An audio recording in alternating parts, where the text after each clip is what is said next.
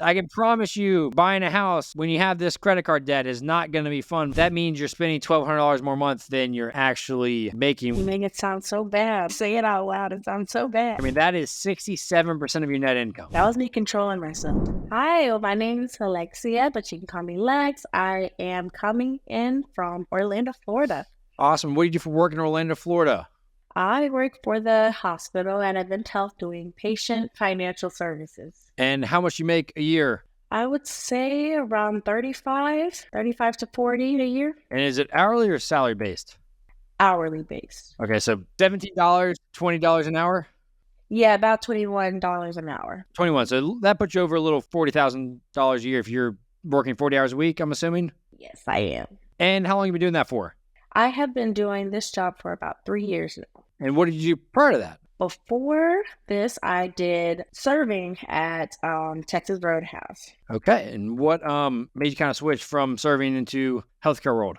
Well, I actually graduated from UCF. So from there, I got an internship with the hospital. And then that's where I got my job right after graduation. There we go. Okay. And how would you kind of define your current financial situation? A couple years out of college, first kind of full-time job. Where would you rate yourself on a scale of 1 to 10? 1 being horrific, 10 being picture perfect. I would say maybe right in a 5. Let's say a 5. And why do you say that? I say that because I know how to hold myself back on purchases, but at the same time, when paychecks come in and I'm like, oh, I don't have much to pay for it, let me just ball out on some shopping. Kind of contradict yourself there, saying know how to hold yourself back. On the flip side, you ball out. So I know it's just sometimes, like maybe once every other month or something like that. Okay, well, if we're balling out, I'm hoping we don't have much debt. So let's talk about the current debt then. What debts do we have? The only thing that I have right now is my credit card, but my debt is because of my animal, I would say, for right now. A big portion of it. Okay. And how much do you have in credit card debt? It is about $9,000. Okay. And how long has that been going on for? It's gonna be about a year now. And do we have any other debt? I have my car that I'm still paying on. That's about $1,000. And that is actually about it. So credit card, $9,200 looks like. Car loan, $1,000. Has this always been the situation, or did you have more debt? 'Cause I think you submitted a few months ago. The debt was higher back then. $9,000 you said on the car loan, and then credit card was $15,000. So has that changed? Yes. So for the car loan, it did start off at $9,000, and then throughout the years I've been paying it off. Now it's down. Total debts we have between the two, just over $10,000 right now. What assets do we have right now? A 401k, that is about it. No true assets right now. And what's the balance of the 401k right now? It is around 700, I believe. And what about savings? Any savings? I do have savings. It is at $8,000. $8,000 in savings between all your accounts? Yes. $8,700 worth of assets, just over $10,000 worth of debt. So that puts your net worth at negative $1,500 right now. How does it make you feel? More.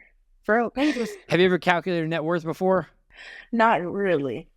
Okay, well, good. Well, this is a start at least. We're going to start. And I mean, my goal from this is for you to walk away from this experience and say, okay, I learned 1 or 2 things that I can tangibly take with me and moving forward to improve your financial situation, get out of debt, stay out of debt, and start investing and building wealth. So not the worst situation I've ever seen. You're young, just out of college. So you have time on your side, which is phenomenal. You're not 65 years old trying to retire in 2 years. $9,000 worth of credit card debt is not what I like to see at all. And car loan, that balance is almost paid off. And I want that to be paid off soon and then never have a car loan again because that'll free up money every single month. So we'll kind of talk into all those different things. On the college front, what did you study at UCF? And did you take any college loans out for that? So I studied health informatics and information management at UCF. I did take out loans for my last year, which was about $5,000, but I was able to take care of that with the savings that I did have. Oh, nice. So you took out some loans, but have already gotten those paid off. That's awesome then. Yes. Do you have any financial goals? Financial goals? As of now, no, I do not. I am trying to get a house at some point, but that is the only financial thing that's on my mind. My first tidbit of advice is try and get a house. Please don't buy a house when you have credit card debt, because that house will turn from what you think is a blessing into a curse real quick, because houses cost a heck of a lot more than you expect. I've lived in my house for 2 years, and the first year I had $7,000 worth of unexpected expenses with a water line breaking and a nice hefty tax bill from the county that I was not expecting either because my escrow wasn't high enough. Piece of advice that you hopefully take away from this: please do not go and buy a house when you have credit card debt, because if you can't pay for emergencies, you're just going to end up in a wad of credit card debt, and it's not going to be a fun situation. What's the timeline what's your timeline you're thinking of wanting to buy a house? I was thinking within the next year or so. Was really hoping for this year, really like the summertime, but that credit card debt is not getting down anytime soon. It might not be the next 12 months. I think you can hustle and get this credit card debt hopefully paid off the next 12 months. I think you definitely could do that. It's going to take some sacrifice, but I would say, hey, let's do that. Then let's build an emergency fund, and then let's start looking at buying a house. But we'll kind of talk about that a little bit later on as well. Is there any like lessons or takeaways that you've kind of learned from them, just watching them spend their money or use their money, or anything over the years that you're kind of learning and think you need to apply to your life? Well, I do follow their saying about the credit cards by not getting too many. My parents did have many credit cards, and they did have to go through a lot of debt with that. So they told me, make sure I'm only using one credit card and paying for what I can actually afford and be able to pay off. So you listen to them on the one side of only one credit card, but not the other side of only use it if you can afford it. Yeah. It was important to me because my cat is my baby. So anything for him, I just pay for him. Like, just take my card. So let's talk about that debt then. So $9,000 worth of expenses for health related issues, it sounds like, with your cat. Basically, a little bit of shopping too. But A little bit of shopping. Okay, the truth comes out: a lot of shopping and a little bit of cat expenses there then.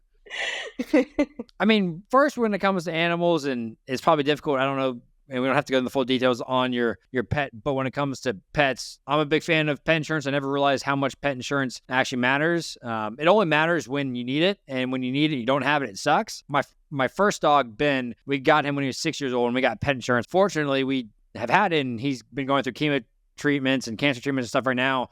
And we've been able to, we're paying like $400 a year for pet insurance, but they're covering 70% of his cancer treatments, which is north of $10,000 this year alone. So I've been very fortunate that, hey, getting pet insurance, we got a new puppy a few weeks ago as well. And yeah, she's healthy and stuff now, but we're going to pay the couple $100 just in the rare instance and hope that we never have to use it. But we do have to use it when she's however years old.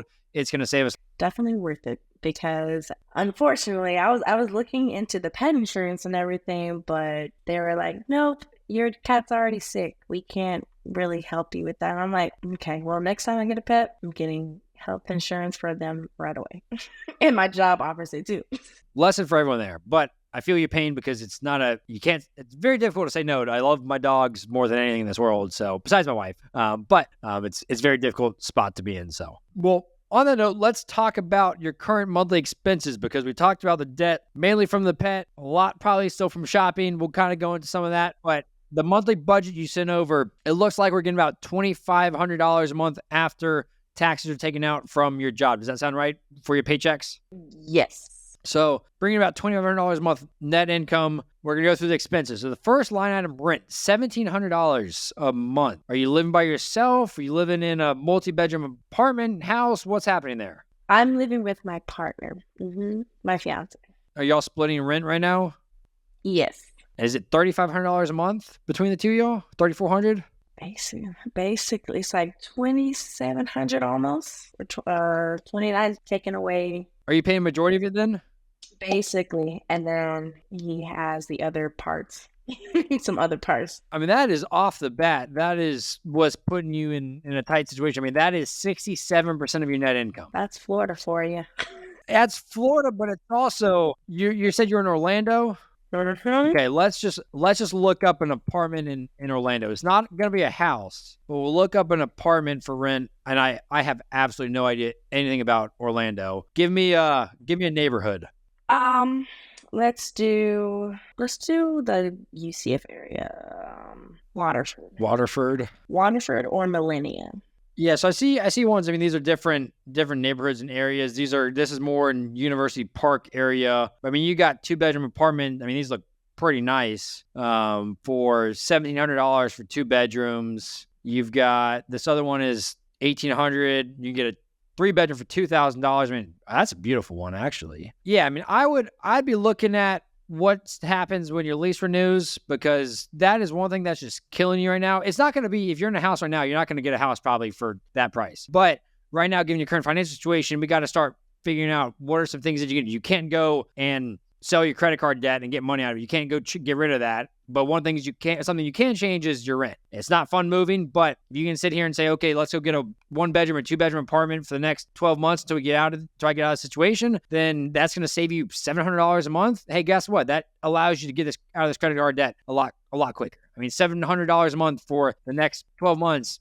$8,400. That's basically the entirety of the credit card debt, or 90% of it. And so these are things that you're going to start thinking about of, hey, what are sacrifices I'm going to have to make now to make sure I get out of the situation? And typically, you want to be in like the 30% of your net income range of your rent to net income ratio. You're at 67%, which is not easy, not cheap. And so really, you'd want to be in like the $750 a month range with your current income, which probably might be difficult to get a nice place in a good, safe neighborhood. I don't know Orlando for $1,500. Maybe it's possible, maybe it's not. I mean, I just looked at ones from $1,500 to $2,000. So maybe I'm a little too bougie. Maybe I need to go look up for it. That's just something you're going to have to look at and decide, hey, what's more important, the current house you're living in right now, or is it going to be go live in an apartment for the next 12 months, 24 months for you to give you the ability to pay off the debt and start saving money for a house? So, and those are things that you and your partner have to decide, hey, we want to improve our financial situation. We want to save for a house. These are our goals. What are things we're willing to sacrifice now so that, hey, we can go buy a house in 12 months or buy a house in 24 months and save $1,200, $1,500 a month combined between the two of you. That's a lot of money. It's not nothing. So that's the first thing in the finances that needs to be looked at and changed and figure out. And that's something that is possible to change. You can't just stop paying for gas. You can't stop paying for your car payment. So one of the first things there. So then your home utilities, you put $200, which puts your total home and housing expenses to $1,900 a month. Again, just way too high of a total housing expenses there. That's just not a ballpark you want to be in, because that leaves you with little money after that. Under the car, we got $230 for car insurance. Sounds pretty steep. Have you shopped around your car insurance before or recently? Not recently, no. Usually the cheapest that they can find me is like $400, but I use another insurance to go through Progressive Basic. Okay, yeah, I mean, I'd be always shopping that around. I'm doing that right now for my own car insurance and house insurance with me and my wife. And the car payment, $174. Obviously, you can't change that right now, but you're getting close to the end of that loan, which is exciting, it sounds like. Do you know when the estimated payoff of that's going to be on that car loan? It should be within maybe 9 months or so, maybe lower. I think all I have left is like $950, I believe, after this next payment. So I would say maybe around like 7 months, depending on if I add onto the monthly payment or not. Good. Without adding another dime, you're out of that next 12 months, but there's definitely ways that you can speed that up and get that clear, and then start rolling that into the credit card stuff. Gas only $35 a month, which is, hey, doesn't sound like you're driving that much then. I work from home, so I don't have to go anywhere. $439 worth of auto and transport, but you only spend $35 a month on gas. Usually it's people spend a lot more money on gas and everything else, and you're the flip there. Yeah, I travel a lot. That's my thing. I do a lot of traveling. So we got groceries, $150. So that brings your total necessities just under $2,500, $2,492, when you're bringing in $2,528. So after your necessities are taken care of, that leaves you with $36 at the end of each month, which I can't imagine only spending $150 a month on food, on groceries. Well, I pay half. I pay everything for me. Anything that we're cooking inside is like not too bad. Usually chicken or salmon or something like that, or vegetables. And he takes care of the other parts. So. $36, not much left over. And then you got your eating out, $100. We got health and fitness, $32. Personal care, $200. Shopping, $150. Pet, only $60 in the budget, which pets are a lot more expensive than I know that. And then travel, you put $2,000 a month in traveling. What does that number come from? I think that's what I meant for that first one. So traveling, I take a lot of plane plane rides and going to different states and things like that. But I usually get reimbursed back though for my other kind of job. It's modeling and acting. Okay, so you're modeling and acting, and you're getting paid to go to shoots or things at different cities. So that $2,000, you getting reimbursed 100% of that, or are you getting reimbursed 50% of it, or what? How does that work?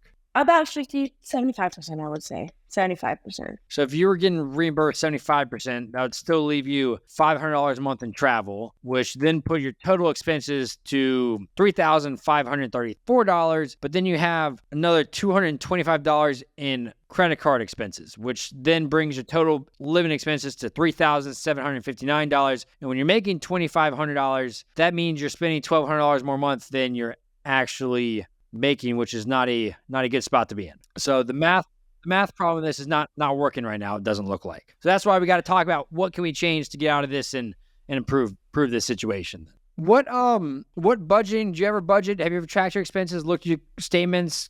Talk me through like your current process when it comes to managing money.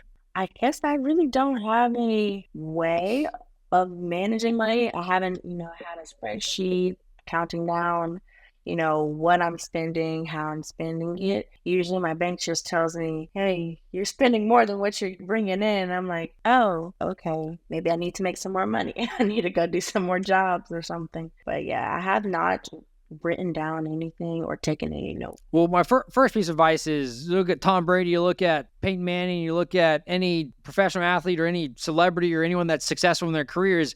They don't become successful without a plan or without tracking, their progress. And if you want to get out of debt, if you want to manage your money, if you want to build wealth, then guess what? You also need to write things down, track it, have goals. You said being this, you don't really have any financial goals. And if you don't really set a goal, what are you aiming for? You're kind of just walking through the forest, not with a direction where you're trying to go. And that's the first thing you got to do is like, okay, you need to set goals with timelines. Hey, I want to pay off my credit card debt by June 30th, or I want to save $20,000 to buy a house or do X, Y, and Z or buy a car by this date. And that way you have quantifiable goals that you can say, okay, this is where I started. You can see the progress because everyone wants to see progress to motivate them, to get them excited about it. And then you can also say, when you hit those goals, hey, great, now I can do X, Y, and Z. That's kind of the first thing that a lot of people go wrong when it comes to finances is a lot of people have dreams or aspirations of doing things, but they don't have kind of like a path to follow or goals to follow to help them get there, don't know how to get there. But that's just kind of the first thing is budgeting. That really has to become part of your habits, has to become part of your process. If you have the desire to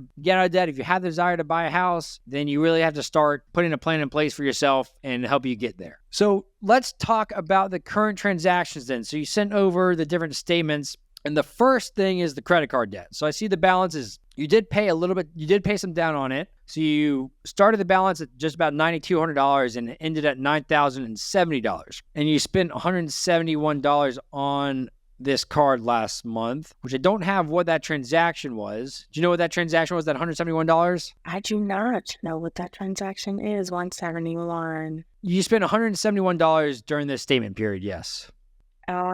It could have been a vet visit, but that one's usually like $200. So your minimum payment on this card is $228, which you did pay more than the minimum last month. You paid $500, but you also spent $173 on it. So really, you paid down $300, $330 basically, which is great. That's more than the minimum. But if you only pay the minimum payment of $228, how long it would take you to pay off this credit card? It tells me, I believe it's like 24 years or something like that. It'll take you 37 years. You'll be over 60 years old when you pay this off if we don't change these bad habits right now. And I don't think you want to have this credit card debt around for the next 37 years. No, I do not. I can promise you buying a house when you have this credit card debt is not going to be fun because this balance isn't going to go down because you're going to have things break in a house and the balance is going to go up. And that's not something I want you to be in. So that's longer than I expected. But if you pay $371 on that balance, it'd be paid off in 3 years. So it shows by paying $150 more a month, it cuts it down by 34 years. And that's just how credit card interest works because it's a 22, 23, 28% interest rate on it. I think you put 28% 22 is what you have. About, yeah, 22 now. So, I mean, it's just, you basically paid $228 as the minimum payment, but $207 of that is going towards interest. I mean, the balance only going down $21 a month, which is horrific. It's not good for you. It's good for the bank. It's not good for you. So credit cards, your parents might not like this. You might not like this. But when it comes to credit cards, if you are paying banks interest on credit cards, you're not winning the credit card game. Whether it's you're trying to win, you get a high credit score, whether you're trying to get credit card rewards, I don't really care what it is. But if you're paying $200 a month to the bank, that's going to be $2,400 over the course of the next 12 months. That is not helping you financially. That is not helping you mentally. It is not helping in any which way, but you're enabled to do this because of credit cards. They allow you to swipe money that you don't have the cash to pay for it necessarily. And I'm always a fan of, if you can't pay a credit card off in full, don't have a credit card, because it's hurting you more than it's helping you. And a lot of people think, oh, I need to open up 10 credit cards to have a perfect credit score. I need to have a car loan to have a perfect credit score, whatever it is. But that's not true. Credit cards, I've never carried a balance on a credit card, and I have a 800 something credit score as of this recent update, and I've never carried debt or a balance on that. So something to think about. Other people suggest, some people say, hey, cut it up and don't ever use it again. And that scares a lot of people. Well, what if I need a credit card? And another route you can go is, hey, I'm going to put this in a block of, or in a water in a tub and put it in the freezer, and it's going to become frozen block in the freezer. And guess what? You can't take that credit card and go swipe it at the mall if it's in a block of ice. It makes it difficult to be able to do that. And so that's something I'd suggest. If you don't want to cut it up, you don't want to cancel it, hey, go put that in a spot where you literally cannot use it, or makes it very difficult to use it, because then that's going to prohibit you from spending $171, which you hesitated saying it was a vet visit. Probably something else. We dig into it, and just kind of helps you stop some of those bad habits. Does that make sense? Yes, it makes perfect sense. And then the other thing when it comes to credit cards, which we'll talk about now, because looking at your bank balance, I see you had on this bank account, you had $4,756. That was the end of November 13th. So is there another account that has more money, or is there more has come in since then, since November 13th? You said you had about $8,000 in savings? Yes, I have my $8,000 in savings. So another thing is, if you have $8,000 sitting in a savings account right now, but then you have $9,000 worth of credit card debt, you're paying 22% interest on the credit card debt, and you're earning, I'm assuming since it's not in a high yield savings account, you're earning 0.01% in interest on that money sitting in a bank account. And so you're essentially lighting $200 a month on fire, basically, by keeping money in your bank account versus paying off the credit card debt. And there's a couple different routes of doing this. If you go the Dave Ramsey route, he would say, hey, take that $8,000, set aside $1,000 for an emergency fund, and pay the remaining $7,000 to pay off the car loan, and then pay $6,000 down on this credit card. It puts you in a very tight spot that you have $1,000 in your bank account, which means, hey, guess what? You're not going to be spending money crazily because you don't have much money in there. You don't have much. It's supposed to light a fire in your butt. Other people would say, okay, save 1 month of expenses and then do that. And so if you're saving 1 month of bare bone expenses, that's $2,500, which would then allow you $5,500 to then go paying towards this debt. But what I would not do, if I was you, is keep that money in your bank account when you're paying $200 a month in interest on this credit card. If that number is $2,000 as an emergency fund, $1,000, $3,000, I don't care what it is. I probably wouldn't go much more than $3,000 or $4,000 in an emergency fund, and I'd be using that to pay down the credit card debt and pay the car loan off, and allow you to just fast track that. It's going to scare you. It's going to light a fire underneath you, but you're going to be a lot more conscious to not spend money.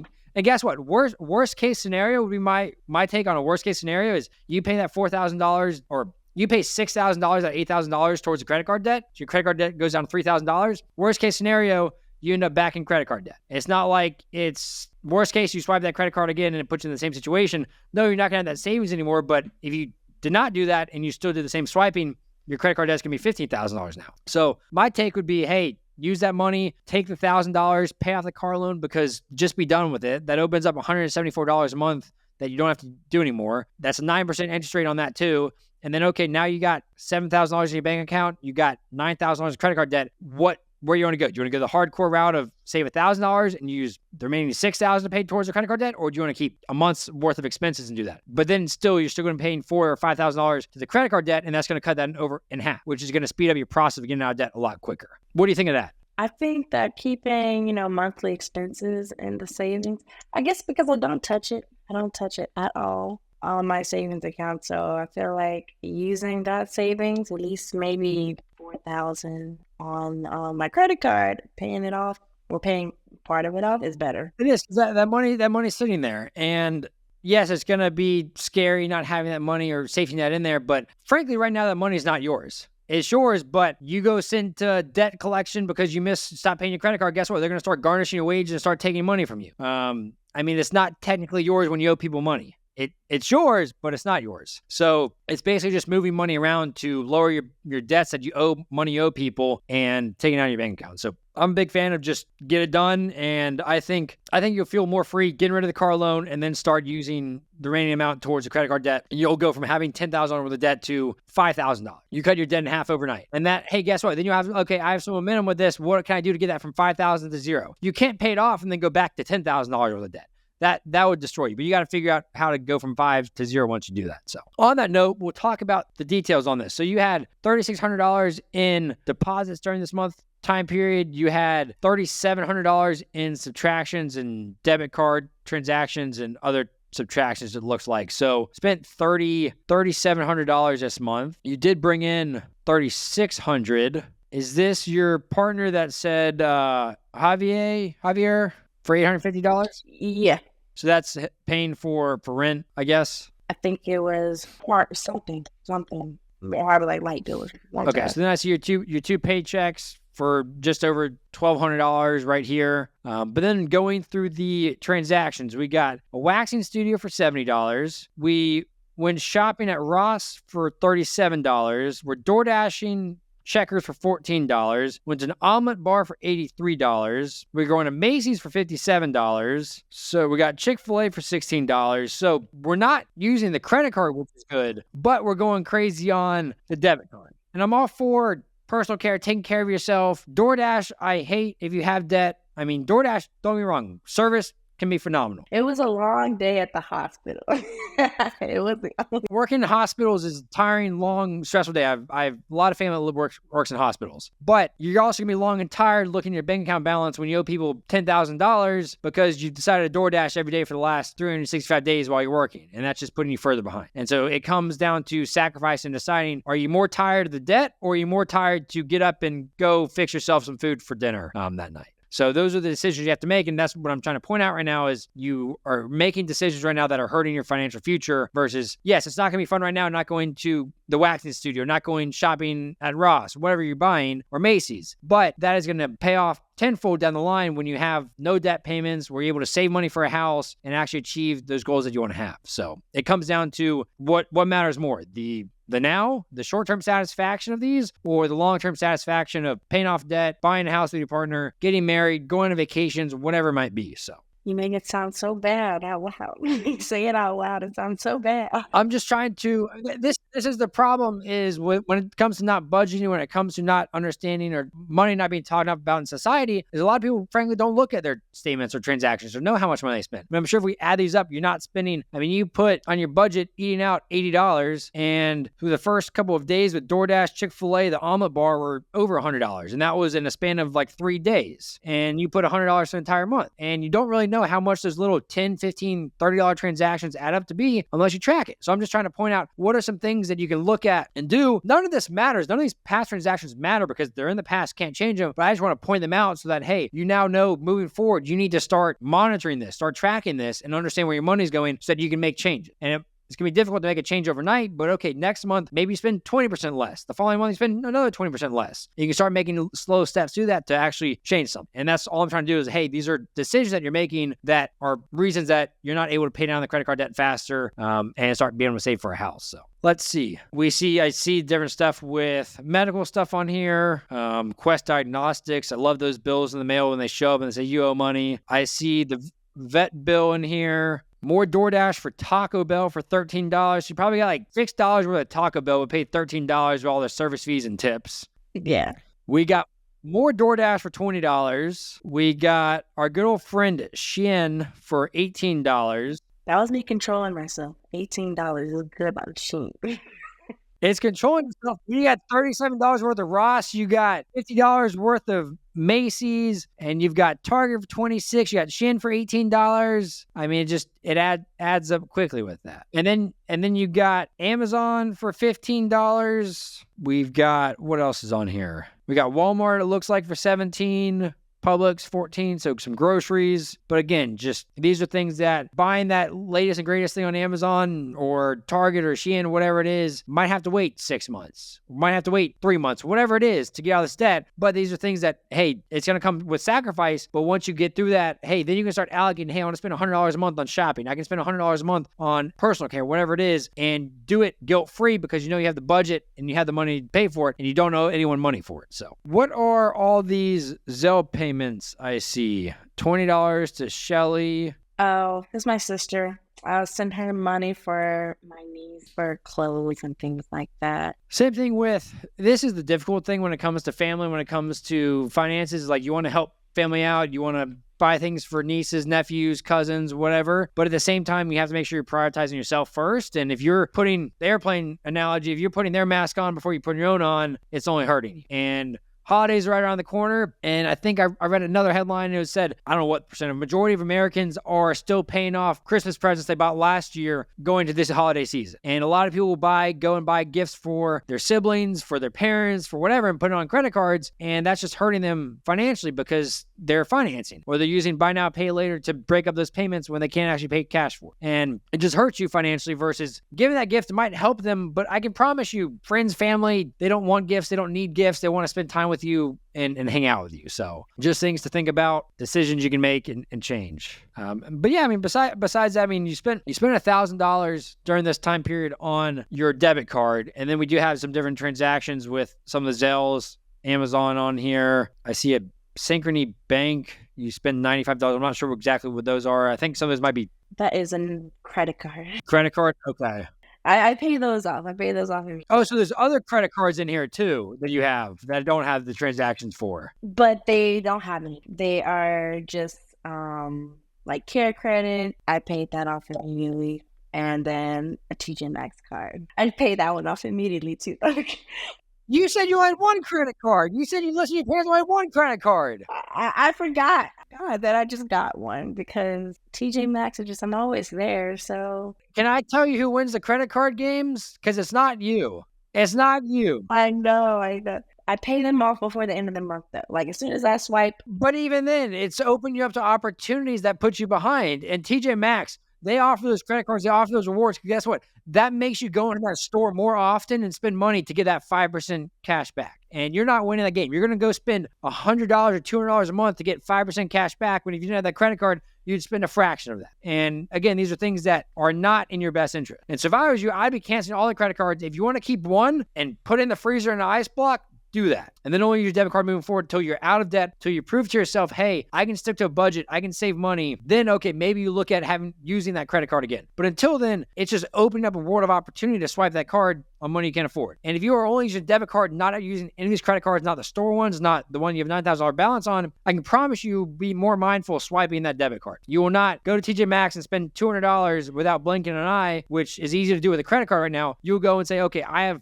$1,000 in my checking account, or I have $2,000 in my checking account. Do I really need this? Do I really need this item? And that will make you just think twice about it. So my suggestion would be all those other credit cards, get rid of them tomorrow, today, tonight. I don't care when. And the last one, if you want to keep that open as an emergency, put it in the freezer, put it in a block of ice, and don't use it. Okay, I will try my best. I'm just trying to help you because I don't get any upside when you get out of debt. I'm just trying to help you. What is your benefit here? And just trying to help you. What can you do to change this? And credit cards enable people to spend money they don't have. I mean, do you know how much credit card debt is in America today?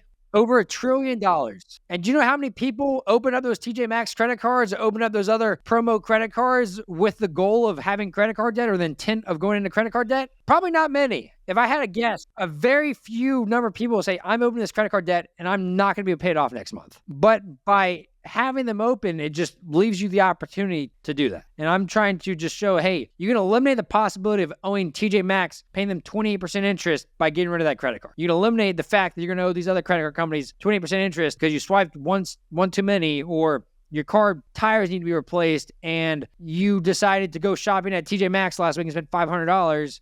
Now you can't pay that because you have to go save money and pay for these tires. So just things to think about. Okay, I'm going to think about, I'm going to do that. Think about it. Doesn't seem confident in changing right now. I'm going to change it. I'm going to change my ways. Okay, good. It's New Year, New Me. It's coming around. It's coming around. New Year, New Me? This is what I'll challenge you on. New year, new me. A lot of people say, hey, I'm going to wait till January 1st and I'm going to do my New Year's resolutions. I'm all for putting goals for the entire year. But if you have a new year, new me goal and you say, I'm going to start that January 1st, I can promise you're not going to succeed with it. But if you say, today's December 21st and you say, hey, new year, new me, great. Start that tomorrow then. Don't wait 10 days. Don't say, hey, I'm going to continue these bad habits for 10 more days. Start it tomorrow. Write a budget down tomorrow. Cut the credit cards tomorrow. And then that is your new year, new me, but you're starting at 10 days early because you decided, hey, I'm making this change. If you say, hey, I'm going to fiddle fart around for the next 10 days and I'll start at January 1st, I can promise you'll lose motivation, you'll lose confidence, and you won't change that first day. So I understand that. That's with like exercising too. You just got to do it. I know, just got to do it. All right. Tomorrow's payday. I'm going to schedule everything to see what I can and can't do. Let's talk about paying off debt then, because that's the next step of what you have to do is how do you pay off debt? Where do you go from here? And are you familiar with the different ways to pay off debt? I'm not. Okay, so there's two different routes. There's one route called the debt snowball route, and that means listing your debts from smallest to largest and paying the minimum payments on both of them, but paying the smallest balance off first. So in your instance, you have a $1,000 car loan and you have a $9,000 credit card balance. Your car loan is your smallest balance, so that'd be the smallest one, and your credit card is the highest. So your car loan is $174 a month, and the credit card is $225. So you'd pay $174 and $225, and anything left over. So say you have $100 left over, $200 left over, you'll pay all of that towards the car loan. And that will allow you to pay the car loan off quicker. And once the car loan is paid off, guess what? You now have everything, that extra $200 a month you're throwing at it, as well as the $174 a month in that payment that you can then roll up and do the next biggest balance, which is, in your instance, the credit card. And that way, hey, guess what? You get the big win of paying off one debt. You owed two people money, and guess what? Now you only owe one person money. So you get some sort of a sense of achievement and excitement of, okay, I can do this. I'm making progress. You see progress. And then you start attacking that credit card debt with all your might, and then you pay that one off. And if you had 5 debts, you list it from smallest to largest out of the 5, and you attack the smallest one and go to the next one, next one, next one. Does that make sense for debt snowball? You kind of get momentum, and it's like a psychological win too, because, hey, I paid one off, I can do the next one. And like, especially when you have 5 or 6 different debt holders, then if you pay one off, okay, you're starting to get some momentum. You get some momentum on the second one. Then the third one, it's like you're unstoppable. You're like a snowball rolling down the hill and getting bigger and bigger. And the other way is the avalanche method. This one is mathematically better, but when it comes to the amount of debt you have, when it comes to the types of debt you have and the amount of cash in your savings account, I don't personally think it's the best situation, because I like that psychological momentum. When it comes to finances, most of it is all behavioral. It's psychological. One, they're swiping that credit card because you saw something on an Instagram ad or a Facebook ad, is all psychological. So, and then small part of it is knowledge. People know that they need to spend less money than they make, but psychologically, they want to go spend that money. So when it comes to fixing the problem, why not fix it psychologically? Do the debt snowball route. But the mathematical approach would be avalanche method, where you got $9,000. It's a 22% interest rate. You have the car loan is 9%. You would not pay anything over the minimum payment on the car loan because it has a lower interest rate at 9%. You pay everything towards the car or the credit card first. The issue I have with that is, in most instances, if you're throwing an extra $200 a month at something or $300, you're not going to see the progress on the credit card balance as quickly, because it's such a big number. You're not going to see it go from 9,000 to 0 very quickly. So you might get to 4,000 or 6,000 and be like, this is going so slow, I have no hope. Versus you throw an extra $300 a month at the car loan, you're going to see that win instantly and feel momentum on your side. Does that make sense between the two different routes? Yeah, I like the snowball route better. And that's I think the psychological aspect is better. Again, like I said, it's money is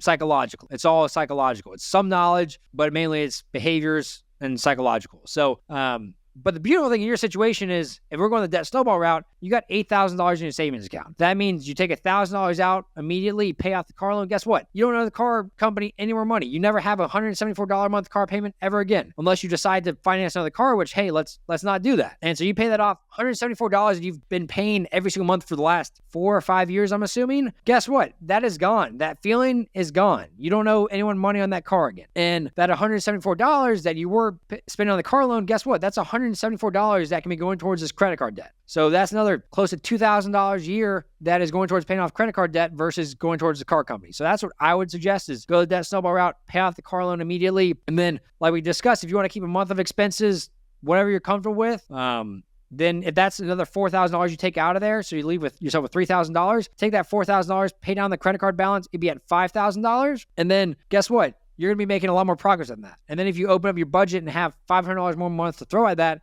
you're going to be able to pay that off a lot quicker in the next 12 months easily if you're hustling and sticking to a budget than right now playing this game of keeping money in savings, having both a car loan and a credit card payment is just going to be a very difficult situation to get out of. Does that make sense? I like the snowball effect. I think I'm going to try to pay off that car. It seems. And how free would that be the next time you get in that vehicle? Hey, I don't know anyone money on this car. Life changing. I'll do my shopping.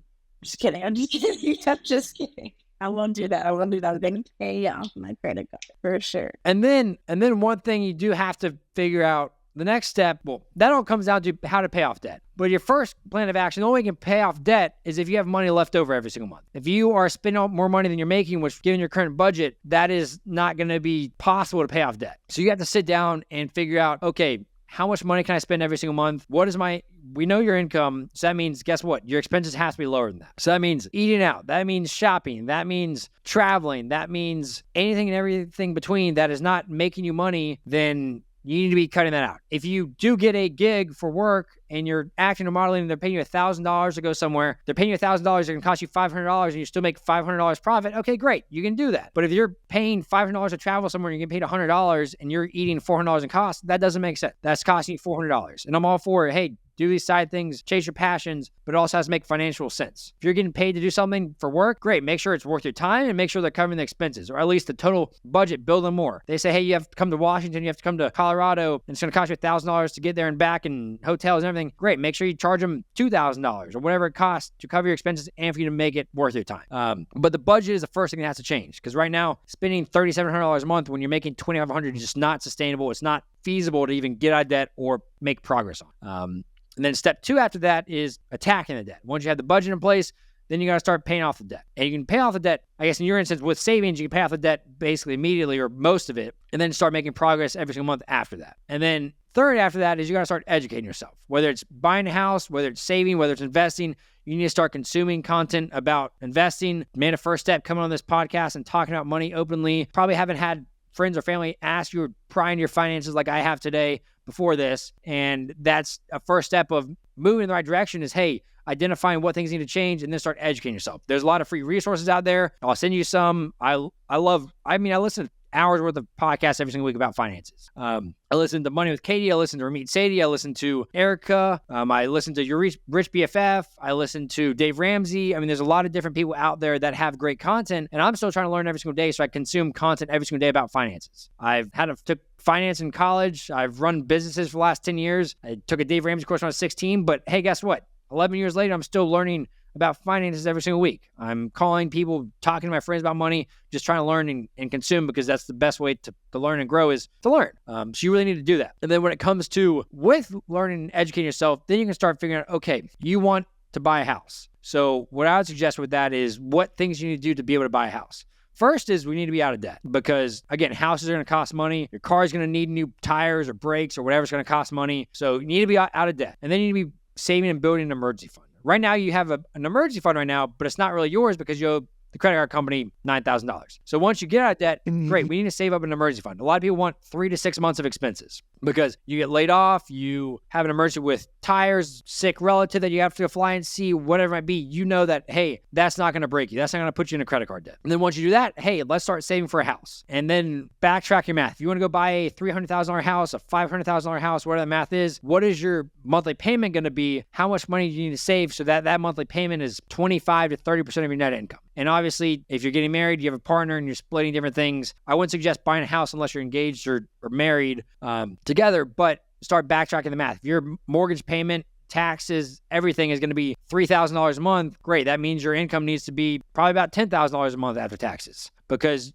things are going to break, stuff's going to happen. And home ownership is more expensive than anyone ever thinks is going to be going into it. Every single friend I've talked to, myself included, I have a friend that in his first 3 months spent $30,000 because his basement flooded. I have another friend that had $5,000 worth of damages the first month he moved in. And myself, my wife and I had $7,000 worth of property taxes and a water pipe bursting that we didn't account for the first 12 months. So unless my friends all have bad luck, and myself included, I'm assuming there's other homeowners out there in this world that have similar situations where it costs a lot more than it actually does. So that's what you have to do when it comes to saving for a house. So I'll send you some resources. Ramit Sethi, I think, puts this great is like a lot of people, all he says is when you're buying a house, make sure you run the numbers. A lot of people would say, hey, I want to buy a house, but they don't run the numbers. How much is it going to cost me apart from the mortgage, apart from property taxes, apart from what is home maintenance going to cost? What is the roof going to cost? They don't actually backtrack all the HOA fees. They just think of, oh, my rent's $3,000, but my mortgage is $3,000. I'm making money if I have a mortgage, but they don't account for those other phantom costs. So you have to just run the numbers, understand what you're getting yourself into, and then you know what you're getting yourself into. Make sure you set yourself up for success with a budget and making sure that you have an emergency fund to do that. So that's what kind of I suggest when it comes to buying a house. Educating yourself a lot on it, having a plan, and knowing, hey, if you say it's going to cost you $100 a month in maintenance, guess what? Jack that number up a little bit because it's going to cost a little bit more. So those are things just to think about. But the beautiful thing is right now you're young, you're 24 years old, and you have time on your side. It's not like you're 65 and you want to retire tomorrow. So you have time on your side to start making changes, start getting out of this debt, and then start saving and investing for the future. Does that all make sense? That all makes sense. I'm getting on track.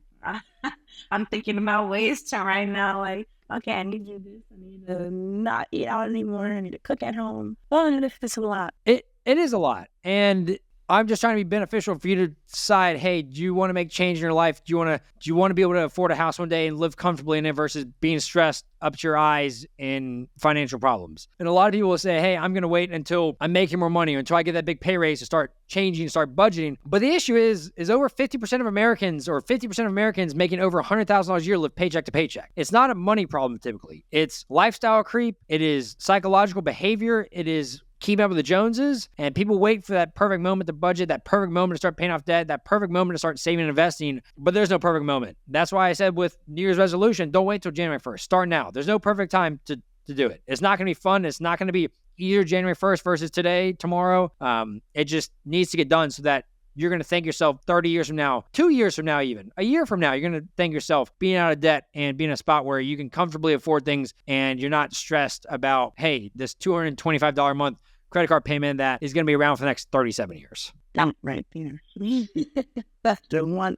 They lingering around for 37 years. So. And the last thing is when it comes to educate yourself about investing, about what investments are, what index funds are, mutual funds, and just start educating yourself there, because being young and 24, you definitely go the route of paying off the debt first. Don't invest until you pay off your debt. Don't invest until you have an emergency fund. And if your next goal is, hey, buy up and save a house, get your 401k match if you have it, contribute some there, but go hard in the emergency fund, saving for house. And then a couple of years from now, 2 years from now, hey, let's start looking at a Roth IRA or investing if you want to go that route. But that's something that you also need to start looking at or educating yourself as you're getting out of debt so that you can start learning and making decisions today that will pay off tenfold when you're older. So. The only reason why I ever thought about a house was because I think it's because my friend's a realtor and she kept saying she wants to get that paycheck.